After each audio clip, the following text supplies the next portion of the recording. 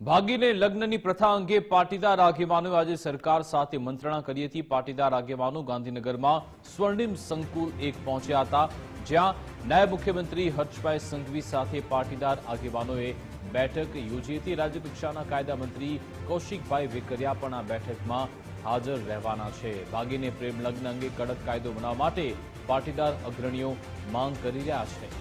आज अंगे विस्तृत जानकारी आपसे संवाददाता निकुंज जानी फोनलाइन पर जुड़ाई गया है। जी निकुंज, लगभग 1.5 થી 2 કલાક સુધીની આ બેઠક ચાલી છે। ભાગેડુ લગ્ન પ્રથાનો વિરોધ પાટીદાર આગેવાનો દ્વારા થઈ રહ્યો છે ને આ પ્રથામાં કોઈ ઠોસ નિયમ કાયદો બનાવવામાં આવે તે માંગ સાથે આજે તેઓએ નાયબ મુખ્યમંત્રી હર્ષ સંઘવી અને રાજ્યના કાયદા મંત્રી કૌશિક વેકરિયા જે છે તેમની સાથે બેઠક કરી છે।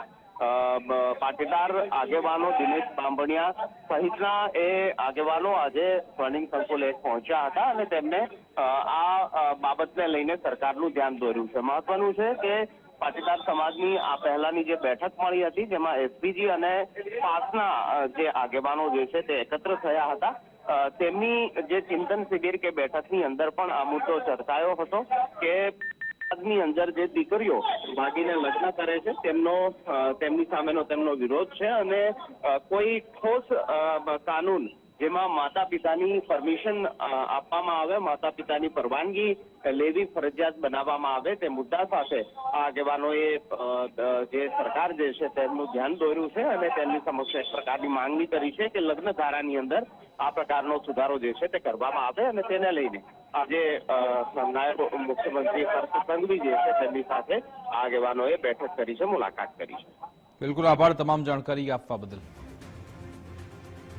તો આજે પાટીદાર આગેવાનો નાયબ મુખ્યમંત્રી અને કેબિનેટ મંત્રી કૌશિકભાઈ વેકરિયા સાથે પણ મુલાકાત કરવાના છે। ગાંધીનગર સ્વર્ણિમ સંકુલ 1માં પાટીદાર આગેવાનો પહોંચ્યા છે। નાયબ મુખ્યમંત્રી હર્ષભાઈ સંઘવી સાથે બેઠક થઈ અને હવે રાજ્યકક્ષાના કાયદા મંત્રી કૌશિકભાઈ વેકરિયા સાથે પણ બેઠક યોજવાના છે। જે મંજૂરી વગર પ્રેમ લગ્ન થઈ રહ્યા છે એ અટકાવવા માટે રજૂઆત કરવામાં આવી છે, કાયદો બને તેવી રજૂઆત છે।